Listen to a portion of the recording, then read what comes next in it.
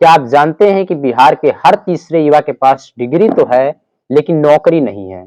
आज हम बात करेंगे बिहार की सबसे बड़ी सच्चाई, बेरोजगारी की सच्चाई। ये वीडियो सिर्फ आंकड़े नहीं दिखाएगा, बल्कि ये बताएगा कि बिहार में आखिर समस्या कहाँ है और बिहार के युवाओं के लिए आगे का क्या रास्ता है। तो चलिए शुरू करते हैं बिहार के बेरोजगारी की असली सच्चाई।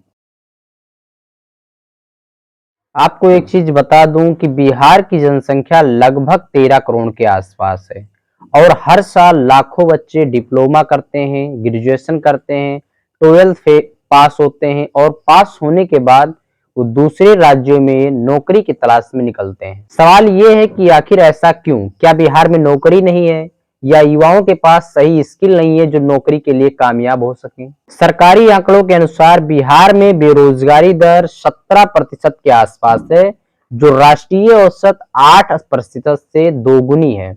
यानी बिहार में जो बेरोजगारी की दर है वो बहुत बढ़ी हुई है। और सरकारी आंकड़ा तो ये भी कहता है कि बिहार के लगभग 15 लाख युवा हर वर्ष काम की तलाश में, रोजगार की तलाश में पैसा कमाने के लिए बाहर जाते हैं। पटना, गया, भागलपुर जैसे शहरों में भी प्राइवेट सेक्टर और प्राइवेट जॉब्स के अवसर बहुत कम है। बिहार के पीछे रहने के 5 कारण हैं, जिनमें से सबसे पहला कारण है शिक्षा प्रणाली और स्किल गैप। बिहार में पढ़ाई तो हो रही है, लेकिन प्रैक्टिकल स्किल की कहीं ना कहीं बहुत कमी है। किताबों में जो पढ़ाया जाता है, कोचिंगों में जो सिखाया जाता है, वो उद्योगों में काम नहीं आता। जो काम करने जाते हैं उसमें काम नहीं आता, इससे वो पीछे रह जाते हैं।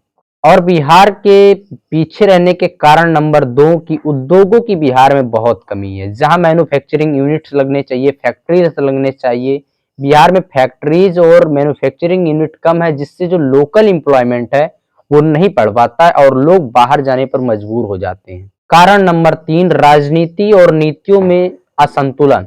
देखिए, कई बार सरकारी योजनाएं बिहार में भी आती हैं, जिस तरीके से हर राज्य में आती हैं, लेकिन उनका असर जमीन पर कम दिखता है, क्योंकि ज्यादातर टाइम उनका जो होता है वो पेपर वर्क में ही निकल जाता है। तो जब वो जमीन पर आती है तब तक सब कुछ खत्म हो जाता है। अभी आप ही देखिए, बिहार में इलेक्शन हो रहा है, 6 नवंबर और 11 नवंबर को इलेक्शन होना है। लोग, जब मीडिया के लोग कवरेज करने के लिए बिहार में गए, पटना, भागलपुर जैसे सिटीज में गए, तो जो नीतीश कुमार ने 10,000 रुपए की राशि हर महिलाओं के खातों में दिया है, कई महिलाएं कह रही हैं कि इसका सिर्फ ढिढोरा पीटा जा रहा है, जबकि असलियत में कुछ और है, उन्हीं के खातों में डाले गया है।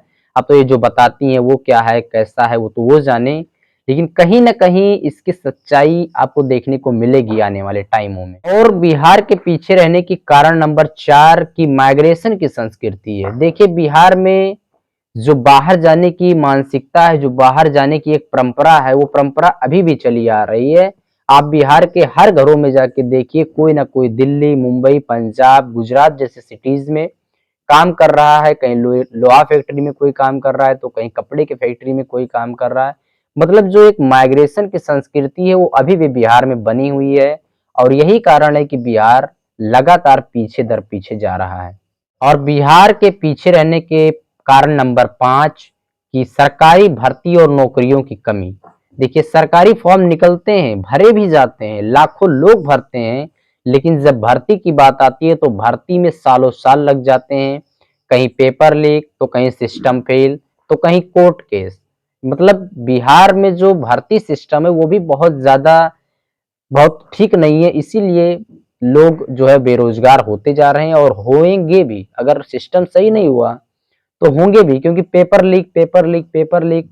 मतलब जो जनता, जो रोजगार के लिए मेहनत करते हैं, हमारे आज के युवा, उनको सिर्फ पेपर लीक सुनने को मिल रहा है, सिस्टम फेल है। अब बात करते हैं युवाओं की सोच की, कि आखिर बिहार का युवा क्या सोच रहा है। आप सब जानते हैं कि बिहार के जो बिहारी होते हैं बहुत मेहनती होते हैं, टैलेंटेड भी होते हैं, लेकिन इनको पर्याप्त अवसर नहीं मिल पाता, सही दिशा नहीं मिल पाता, जिसकी वजह से ये बेरोजगार रह जाते हैं। बहुत से छात्र कॉम्पिटिटिव एग्जाम में सालों साल बिता देते हैं, लेकिन जब उनका रिजल्ट आता है तो इतनी निराशा बढ़ जाती है। क्यों? क्योंकि कहीं पेपर लीक हो जाता है, तो कहीं जो होता कोर्ट केस हो जाता है। और जब वही युवा ऑनलाइन फ्रीलैंसिंग, यूट्यूब, फेसबुक जैसी दुनिया में आते हैं, तो सही मार्गदर्शन न मिलने के कारण वो वहां से भी फेल हो जाते हैं और वहीं से आशा तोड़ देते हैं कि मुझे अब सिर्फ एक बधुआ मजदूरी करनी है। अब सवाल आता है कि आखिर समाधान क्या है, क्योंकि जो समस्या है तो समस्या का समाधान भी है।